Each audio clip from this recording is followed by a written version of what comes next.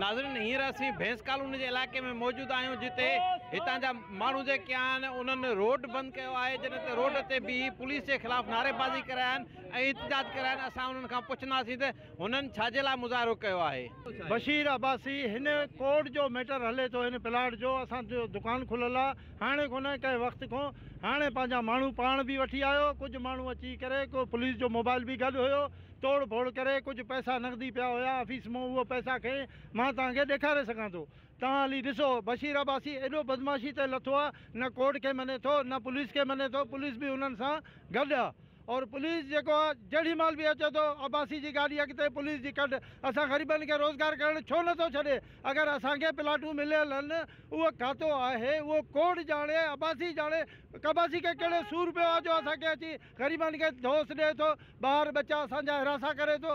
हे ख़ुदा जो ख़ौफ़ कयो। मां चीफ जस्टिस पाकिस्तान खे पुरज़ोर अपील कयां थो त ख़ुदा हिन माण्हू ते क्रिमिनल माण्हू आहे और डिकेट माण्हू आहे। हिन जा प्लाट ॾिसो। मां नेब खे बि पुरज़ोर अपील कयां थो त हिन जे ख़िलाफ़ कार्रवाई कयो वञे। हे कब्ज़ा माफ़िया आहे, जिथे वञे थो प्लाट ते वेहे थो, ग़रीब गुरबन के तंग करे तो। 7, 8, 10 साल से लोग रह रहे।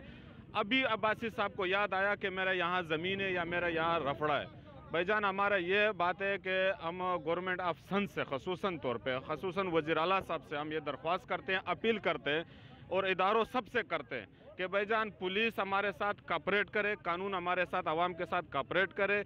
लिहाजा ऐसा ना करे कि बशीर अब्बासी जावे ताने में 2 रुपये देवे और हम गरीब लोग मजदूरी पे दिन को होते और वापसी आते तो हमें खबर मिलती है बशीर अब्बासी साहब आए थे, साथ में पुलिस मोबाइल आई थी और आपके तोड़ फोड़ करके चले गए या बंदे उठा के ले चले गए। हमारा ये मुतालबा है कि बशीर अब्बासी 100% मैं दलील के साथ और मैं साबित कर सकता हूँ कोर्ट में खड़ा होकर कि ये क्रिमिनल इंसान है।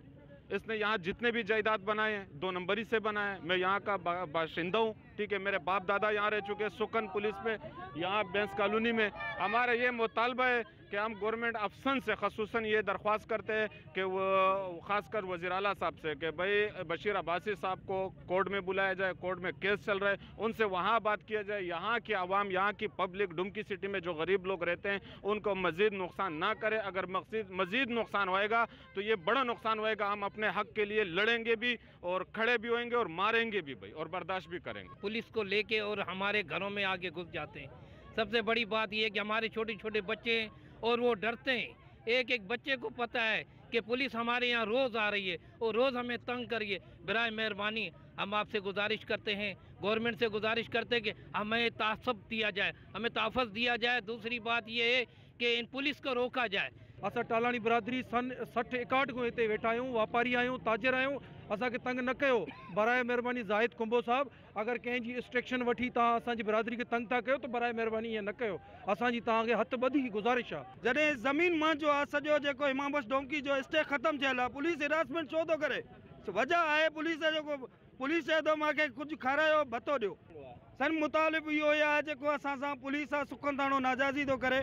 ऐं असां उन माण्हू अब्बासी सां मिली उन खां बावजूदि जेको चए थो कि बाबा में पैसा ॾियो त कमु कयो, न त वल्ला असां कोन छॾींदासीं। इहो मुतालिब आहे जेको असांजो मुतालिब, असां तव्हां सभु आवाम बीठा आहियूं इहो ई मुतालिब सां। नाले सां हिकु बिल्डर जेको आहे उहो कब्ज़ा माफ़िया आहे हितां जो, ऐं उन अची असांजे प्लाटनि ते बशीर अब्बासी जेको आहे उन असांजे प्लाटनि ते पुलिस जे मार्फत अची जेको आहे उहो कब्ज़ो करण जी कोशिशि थो करे ऐं असांजी ऑफिसुनि में घिरी उन्हनि भञड्रा कई आहे। जॾहिं त उतां जेको आहे सो रोक रक़म ऐं ॿियो सामान जेको आहे उहो पुलिस खणी वई आहे। ॻोठाणनि जो इहो पिणु चवणु आहे त असां 15 ते इतलाह ॾिनूं, पर अधु कलाक जो खां वधीक जो टाइम जेको आहे उहो गुज़री वियो आहे। कलाक खां वधीक जो टाइम जेको आहे उहो गुज़री वियो आहे ऐं पुलिस असांखे बकौल ॻोठाणनि जे त पुलिस जो असांखे चवणु आहे त तव्हां थाणे ते अची ऐं ॻाल्हायो असां साण। ज़रूरत हिन ॻाल्हि जी आहे त ॻोठाणा जेके आहिनि, जेके एहतिजाज करे रहिया आहिनि, जन हींअर जेको आहे रोड बंदि कयो आहे, उन्हनि साण उन्हनि खे इंसाफ़ फ़राहम कयो वञे ऐं जेकी ज़िमेदार आहिनि कोर्ट जो मैटर आहे ऐं जेकी ज़िमेदार आहिनि उन्हनि ख़िलाफ़ कार्रवाई कई वञे। कैमरामैन नबील मिर्जत सां नाज़ सर, टाइम न्यूज़, मलेर, कराची।